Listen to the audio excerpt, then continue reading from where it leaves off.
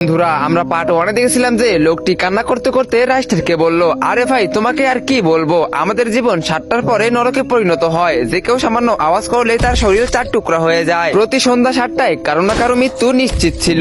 এই জন্যই তো আমি তোমাকে বারবার বলতেছি আওয়াজ করো না। লোকটির কথা শুনে রাইস্টারের গায়ে কাঁটা দিয়ে উঠলো, কিন্তু রাইস্টার জানতে চাইলো যে কে এমন করতেছে। তাই রাইস্টার প্রতিটি বাড়ির ছাদে ছাদে বড় বড় উচ্চ আওয়াজ সৃষ্টিকারী স্পিকার লাগাতে শুরু করে। গ্রামে 7টা বেজে যায় আর রাইস্টারের লাগানো স্পিকার গুলোও তাদের কাজ শুরু করে দেয়। তখনই হঠাৎ একটি ডাইনি খুব রাগে গ্রামে নেমে আসে। ডাইনি জোরে জোরে বলতে থাকে, ছাড়বো না, কাউকে ছাড়বো না, কাকে মারবো, কিভাবে মারবো, বন্ধ করো, বন্ধ করো এই আওয়াজ। ডাইনির কান দিয়ে রক্ত বের হচ্ছিল।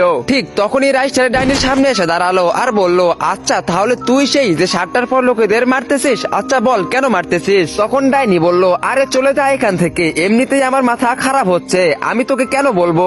রাইস্টার বলল, যদি তুই না বলিস তাহলে যেই স্পিকার থেকে আওয়াজ আসতেছে আমি তার আওয়াজ আরো বাড়িয়ে দেব। ডাইনি বলল, না না এমনটা করো না, আওয়াজ বাড়িও না, আমি সব বলতেছি। আসলে আমার নাম চামেলি। যখন আমি এই গ্রামে এসএসসি পরীক্ষা দেওয়ার জন্য এসেছিলাম, পরের দিন আমার পরীক্ষা ছিল, তাই আমি পড়তে বসছিলাম। কিন্তু আমার ঘরের বাইরে কিছু গুন্ডা নেশার ঘরে গানের আওয়াজ ফুল ভলিউমে বাড়িয়ে নাচছিল। তাই আমি তাদের কাছে গেলাম আর বললাম, এটা কি তোমাদের বাপের রাজত্ব নাকি, এত রাতে গানের আওয়াজ বাড়িয়ে পার্টি করছো, এখনই বন্ধ করো। পরের দিন সকালবেলা গুন্ডারা গ্রামবাসীদের কাছে গিয়ে বলে, এই মেয়েটা চোর। এই বলে তারা মিথ্যা অপবাদ দিয়ে আমার শরীর থেকে মাথা আলাদা করে দেয়।